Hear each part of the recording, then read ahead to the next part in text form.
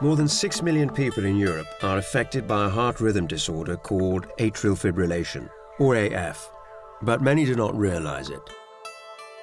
People with AF are 5 times more likely to have a stroke compared to the general population.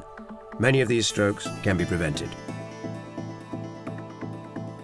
Many thousands of people around the world are supporting a campaign called Sign Against Stroke in Atrial Fibrillation, which is focused on the implementation of the Global AF Patient Charter and asks national governments to act to address public education, earlier diagnosis, and to improve management to prevent strokes in people with atrial fibrillation.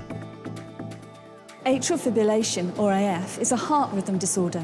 It's the most common heart rhythm disorder across the world and affects over 6 million people across Europe, costing the European economy over 38 billion euros every year.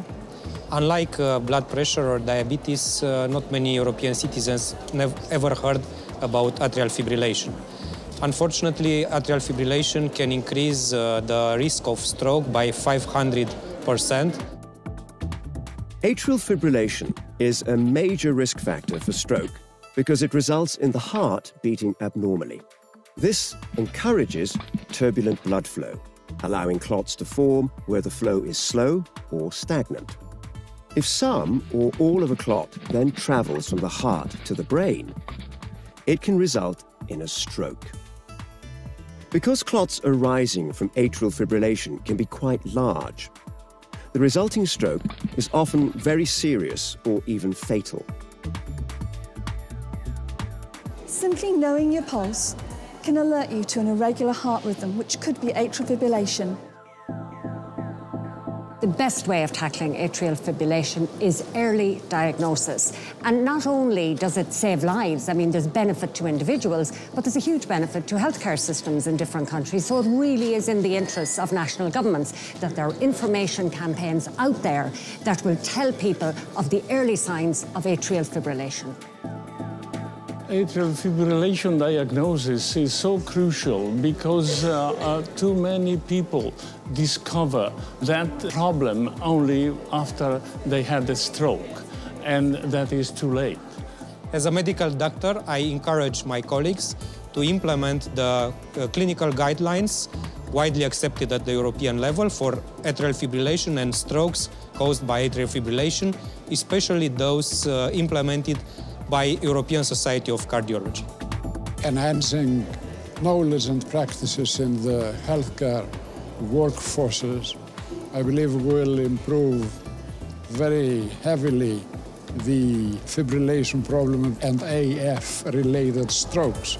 I think that's very important, that national governments throughout the 27 member states buy into this in terms of realising that apart from the human trauma as a result of strokes, that there's also a cost factor involved here.